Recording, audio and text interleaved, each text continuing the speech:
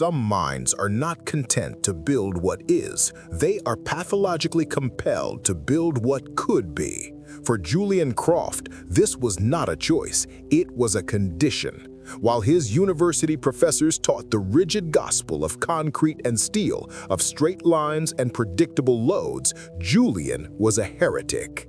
In the margins of his textbooks, he sketched not buildings, but ecosystems. Structures that breathed, that adapted, that lived. He didn't see skyscrapers, he saw metallic forests. He didn't design walls, he designed membranes. His professors called it poetry. They meant it as an insult. Julian took it as a confirmation that he was on the right path. His thesis project was the culmination of his heresy, a design for a self-sufficient habitat tower called the Sequoia. It was a marvel of biomimicry, a vertical forest designed to generate its own power and recycle its own water. The judging panel, a row of aging celebrated architects, dismissed it with condescending smiles. "Structurally unsound," one declared. "An ecological fantasy," another scoffed. They gave him a passing grade out of pity. But as the room emptied, one man remained, a legendary, reclusive architect nearing the end of his life. He walked slowly around the intricate model, his frail hand hovering over its delicate structures. He looked at Julian and said only 5 words: "They are afraid of beauty." It was the only validation he needed. For the next 7 years, that validation was all he had. The world was not ready for poetry. His small firm, Biota Structures, operated out of a dusty, leaking warehouse, surviving on minor renovation projects and unbuilt dreams. He and his small, fiercely loyal team were architectural ghosts, haunting the edges of the industry. Then came the competition for the new centerpiece of the city's financial district. The brief was for a landmark tower. Julian knew this was it, his one shot. He poured every penny he had, every waking hour, every ounce of his team's sanity into a single audacious design, the Helios Tower, a skyscraper whose entire facade was made of dynamic, light-sensitive panels that would track the sun like a flower, drastically reducing the building's energy consumption. It was brilliant, it was revolutionary, it was impossible. The impossible happened. He won, but not by the jury's vote. His design was discovered by Sterling Blackwood, a ruthless real estate titan, a predator who built skylines like other men build stock portfolios. Blackwood didn't understand Julian's ecological philosophy. He didn't care about it. What he understood was power. He saw in the Helios Tower a monument to his own ego, a building so audacious it would permanently scar the sky with his name. Their first meeting was a collision of worlds, the quiet, cerebral idealist and the loud, brutally pragmatic capitalist. Blackwood agreed to fund the entire project with one condition: 0 compromises on the design, but also 0 delays on his aggressive timeline. It was a deal with the devil, and Julian signed it with his eyes wide open. And so, the dream began to rise from the earth, a symphony of innovation and engineering. The construction of the Helios Tower was a spectacle. The world had never seen anything like it. A unique biomimetic steel skeleton that climbed into the sky like a living vine. Thousands of hexagonal iridescent glass panels installed one by one, giving the tower a skin that seemed to breathe and change color with the light. For Julian, it was the vindication of his entire life's philosophy. He was on site every day, from dawn till dusk, his face filled with the pure, unadulterated joy of a creator watching his soul take physical form. The tower became a beacon of a new, optimistic future, a shining promise against the gray canvas of the city. The opening day was a global sensation. The Helios Tower was not just a building, it was an event. Architects from around the world flew in to witness it. The media hailed it as the 8th wonder of the modern world. At the launch party, on the roof of the world, Julian Croft stood beside a triumphant Sterling Blackwood, looking down on the city that was now his canvas. It was the apex, the absolute zenith of his life. But in architecture, as in life, it is the invisible stresses that cause the greatest collapses. Blackwood's aggressive timeline had pushed suppliers to their breaking point. To meet the deadlines, a subcontractor, without Julian's knowledge, had sourced a batch of anchoring bolts from a slightly inferior but more readily available steel alloy. A small compromise. A tiny, invisible sin buried deep in the heart of the magnificent machine. Months passed. The tower was a resounding success, a symbol of the city's future. It performed flawlessly. Then, on a clear, windless afternoon, it happened. A single hexagonal facade panel, 300 stories up, spontaneously shattered. It sent a spiderweb of cracks across its surface before falling in a cascade of iridescent shards onto a specially designed safety terrace below. The official report called it a freak occurrence, a manufacturing defect in the glass, a 1 in a million anomaly. The incident was quickly swept under the rug. But Julian felt it. He felt it not as an engineer, but as a creator. It was like feeling a phantom pain for a missing limb. Something was wrong. The building was trying to tell him something. Julian's concern was dismissed as artistic paranoia. When he demanded a full diagnostic of the facade's anchoring system, Blackwood's corporation stonewalled him. They presented him with stacks of falsified safety reports and engineering approvals. To them, the tower was no longer a piece of art. It was a multi-billion-dollar asset. An investigation would spook investors and tarnish the brand. He was politely but firmly shut out.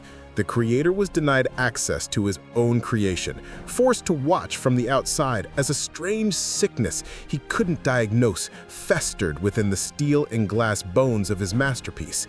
His unease grew into a cold, gnawing dread. He began having nightmares of the tower shedding its skin. The storm came on the 1-year anniversary of the tower's opening.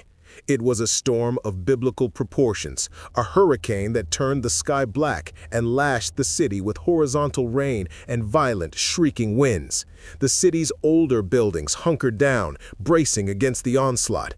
But the Helios Tower was supposed to be different. It was designed to live, to adapt. Its panels were meant to shift, to dissipate the wind's energy. But the compromised bolts, under a load they were never meant to bear, began to fail. First 1, then a dozen, then 100.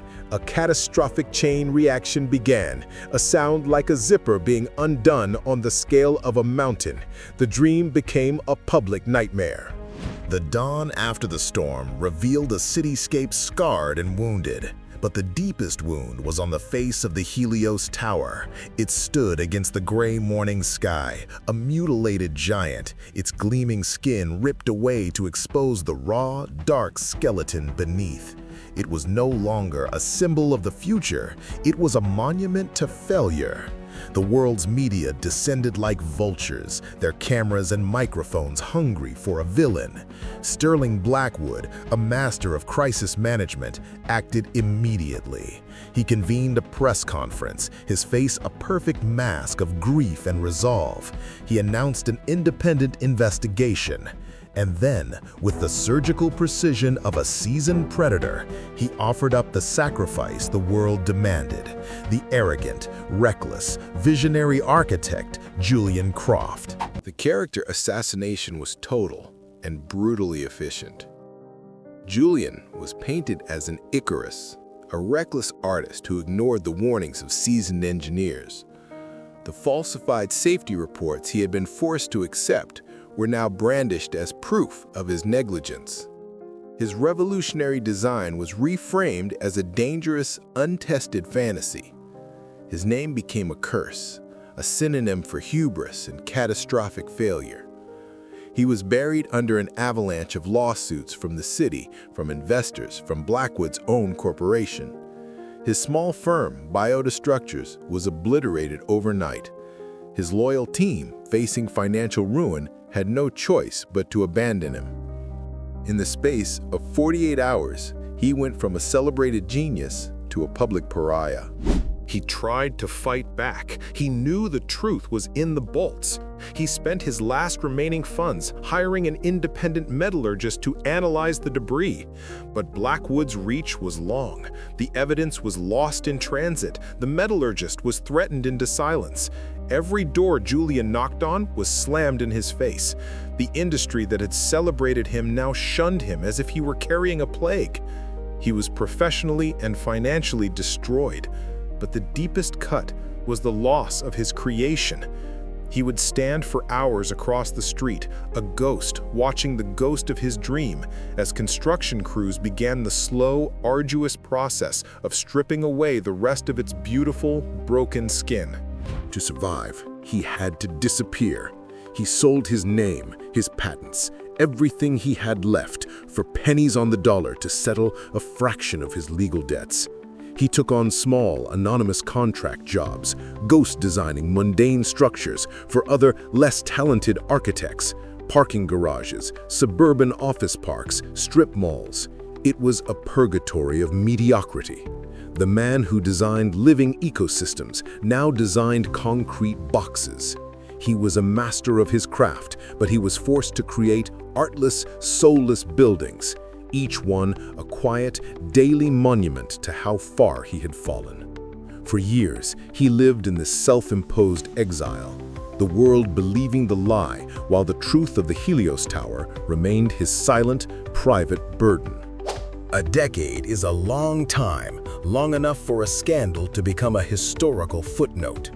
The Helios Tower was eventually reskinned in a conventional, boring curtain of steel and glass, its visionary heart replaced with a pragmatic facade. It was renamed the Blackwood Plaza, a final act of erasure. Sterling Blackwood's empire grew. Julian Croft, the ghost, continued to design his concrete boxes, the fire of his genius banked to a low, cold ember.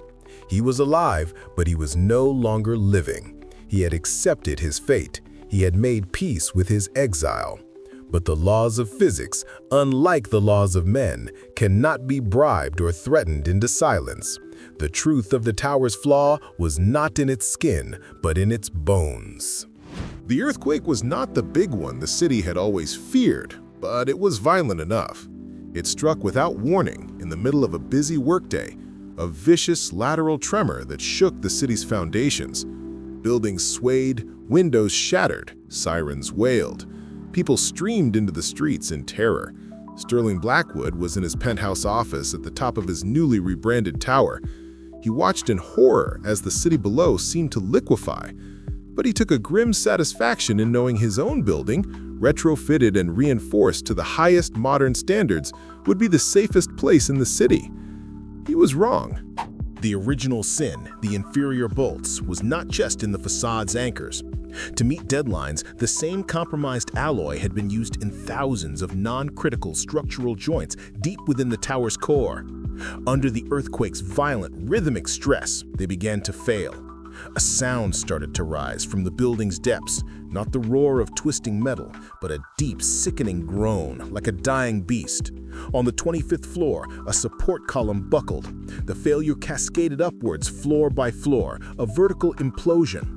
Blackwood's tower, the symbol of his power, the safest building in the city, began to collapse upon itself. But a different story was unfolding across the city. Amidst the reports of damage and collapse, a strange pattern began to emerge. A series of small, unassuming, almost invisible buildings had survived the quake with barely a scratch. A parking garage in the industrial sector, a low-rise office park by the freeway, a community library in the suburbs. There was no obvious connection between them except one. They were all ghost designed by the same disgraced architect. Julian Croft, from his exile, had continued to build his ecosystems, embedding his principles of biomimicry and flexible, resilient design even into the most mundane structures. He didn't just build them to stand, he built them to yield, to bend with the earth, not fight it. He had built them to live. In the chaotic aftermath of the quake, one person saw the pattern not as a coincidence, but as a story. Her name was Evelyn Reed, a young, tenacious investigative journalist who had just started her career when the Helios Tower first fell. The official narrative had never sat right with her. Now, armed with the reports of these miraculously undamaged buildings, she began to dig. She cross-referenced the building permits, the engineering firms, the subcontractors. On the surface, there was no link. But deep in the city archives, in the dry, tedious technical addendums, she found it. Faint, recurring traces of an anonymous consulting designer, a ghost in the machine, whose signature was not a name, but a unique, bio-integrated approach to structural dynamics. Her investigation led her to a name the city had tried to forget: Julian Croft. Finding him was the next challenge. There were no public records, no phone number, no address. He had vanished. She spent weeks chasing down his former employees, most of whom refused to talk, still haunted by the scandal. Finally, she found one, his former lead engineer, now working as a high school physics teacher. At first, he was hostile, but when Evelyn showed him the evidence, the collapsed Blackwood Plaza versus the pristine, anonymous buildings, his defenses crumbled. In a quiet classroom after school, surrounded by diagrams of planetary motion and atomic structures, he finally told her the truth. He told her everything: the genius, the pressure, the bolts, the cover-up. The story was an atomic bomb, the architect of ruin, the savior of the city. Evelyn's article, published on the front page, sent shockwaves through the establishment. It laid out the entire conspiracy in meticulous, undeniable detail. It revealed how Sterling Blackwood's greed had not only destroyed a masterpiece, but had led to the deaths of hundreds and the collapse of his own tower. And it revealed that the city's unsung hero was the very man it had crucified a decade earlier. The public narrative, once set in stone, shattered overnight. The villain became the victim. The hero became the fraud. The story of Julian Croft was no longer about failure. It was about a truth so powerful it could survive being buried alive. Julian woke up one morning to find a city begging for his forgiveness. His quiet, anonymous life was over. Reporters camped outside his small, rundown apartment. Offers for new commissions, for interviews, for professorships flooded in. A citizens' committee was formed, petitioning the city to publicly exonerate him and restore his name. But Julian ignored all of it. He sat in his quiet room, the noise of the world outside a distant hum. The vindication he had dreamed of for 10 years felt hollow. It did not fix what was broken. It did not bring his masterpiece back. And it did not erase the memory of a decade spent designing concrete boxes. A decade where he had been forced to betray the very core of his own genius. While the city celebrated its newfound hero, and Sterling Blackwood's empire crumbled under the weight of criminal investigations, Julian Croft made a pilgrimage. He went to the one place he had avoided for 10 years, the ruin of his tower. He slipped through the fences of the disaster site, a ghost returning to his own grave. He stood at the base of the mangled steel and concrete, the tombstone of his greatest dream. It was here, in the heart of the devastation, that a new, impossible idea began to form. Not of restoration, not of rebuilding, but of resurrection. He would not tear down the ruin. He would integrate it. He would make the scar the centerpiece of a new creation. He convened a press conference, his first and only public appearance. In front of the world's media, with the ruin of the tower as his backdrop, he did not speak of blame or vindication. He spoke of the future. He unveiled his plan, the Helios Memorial Park. He proposed to transform the site not back into a corporate skyscraper, but into a vertical public park, a living lung for the heart of the city. The surviving lower third of the original structure would serve as the foundation, its wounds and scars left exposed as a permanent reminder. From this foundation, a new, lighter structure of open-air gardens, walkways, and waterfalls would climb into the sky. a green forest rising from a concrete tomb.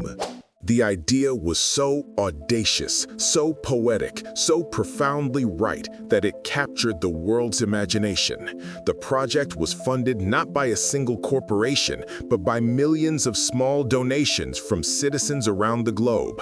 It became a symbol of collective healing. For the next 3 years, Julian worked, not as a lone genius, but as the conductor of a vast orchestra. He brought in botanists, ecologists, structural artists. They didn't just rebuild, they healed. They wove living plants through the dead steel, creating a new kind of architecture, a partnership between the man-made and the natural, a fusion of memory and hope. The opening of the Helios Memorial Park was not a glamorous gala. It was a quiet dawn. Julian stood on the highest terrace, 100 stories up, surrounded by trees rustling in the wind. The city below was just waking up. He was no longer the disgraced architect or the vindicated hero. He was simply a creator who had seen his work through its entire life cycle: birth, death, and now rebirth. He had learned the true strength is not about being unbreakable. It is about the grace and courage with which you integrate your own scars, turning the sources of your deepest pain into the foundations of your greatest beauty. Julian Croft never designed another skyscraper. He didn't need to. His legacy was not written in the sky, but in the heart of the city. He had created a place that remembered the past, embraced the present, and grew towards the future. He taught the world that the most beautiful structures are not those that hide their flaws, but those that have the courage to wear their history as an integral part of their design. His story became the ultimate lesson in resilience, that it is possible to build a lasting legacy, not in spite of your greatest failure, but because of it.